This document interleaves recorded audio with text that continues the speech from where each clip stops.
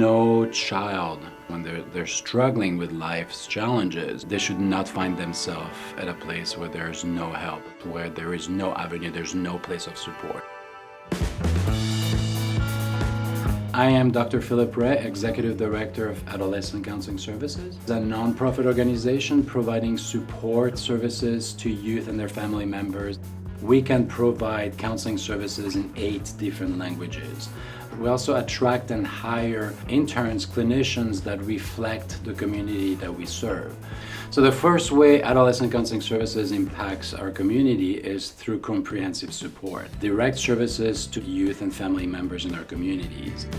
Through ACS, I was able to meet a really awesome therapist who does not only just share personal interests with me, but she knows how to talk to me, and she knows how to share unbiased opinions, which I love, and I get to see her at least once a week for an hour. It just relieves so much stress for me, and I come back ready to conquer whatever I have to conquer, whether it's schoolwork or having to tell my parents how I'm gonna finance college. It doesn't matter where a youth comes from, they and their family members can have access to any of our programs. You could have a student who realizes that is suffering from substance abuse problems.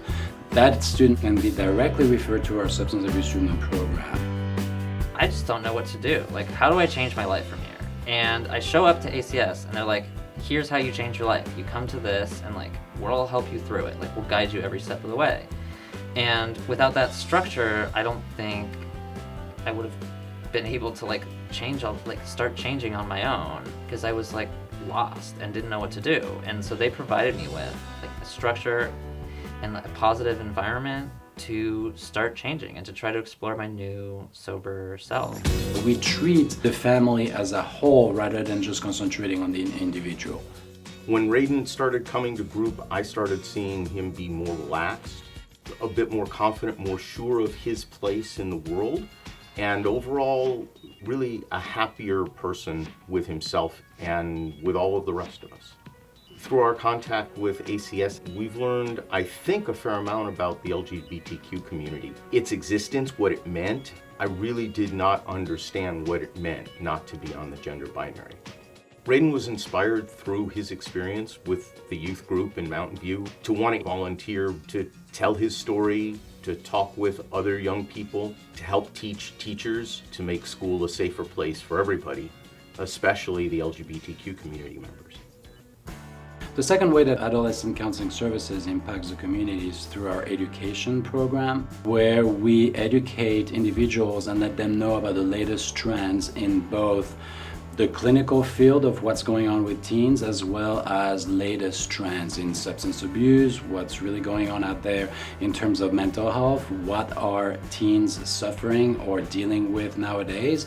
I mean, inclusivity is the word for employers, for communities, so everybody living in that community feels like they're a part of it, they feel respected, and that's our goal.